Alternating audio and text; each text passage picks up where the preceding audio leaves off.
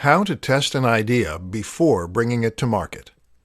One of the worst things you can possibly do as an entrepreneur or any business person is to invest a huge amount of time and money into an idea that doesn't have an audience. If you spend thousands of dollars or countless hours developing a product that no one buys, then of course it is going to be money down the drain. And of course that may sound obvious, but it is an unfortunate reality that happens far more frequently than you might think. The problem is that we will often assume that because we want a certain product, that there must be market demand for it too. Or because something has been successful in the past, it will likely be successful in the future. This is not the case, however, and if you want to ensure your product will be successful, then there are some different precautions you need to take. In this presentation, we'll learn what those are. 1. Validation.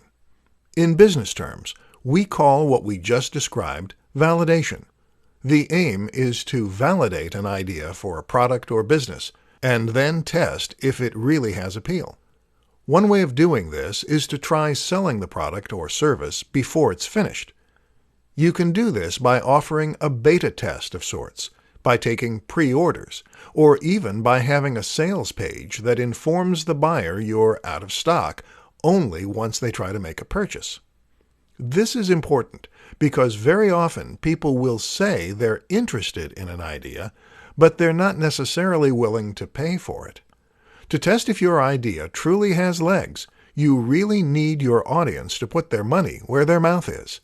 Then you can calculate how much money you would have made and whether or not that would have been enough to make the work worthwhile. 2. Fail fast. A similar approach is to invest as little time and money into an idea as possible, but still release the product or service. This way, you can then start selling it as quickly as possible and testing to see if there's an audience there. If the product sells as is, called an MVP or minimally viable product, then you can invest more time in developing it and marketing it. If not, you move quickly on to the next project, hence fail fast.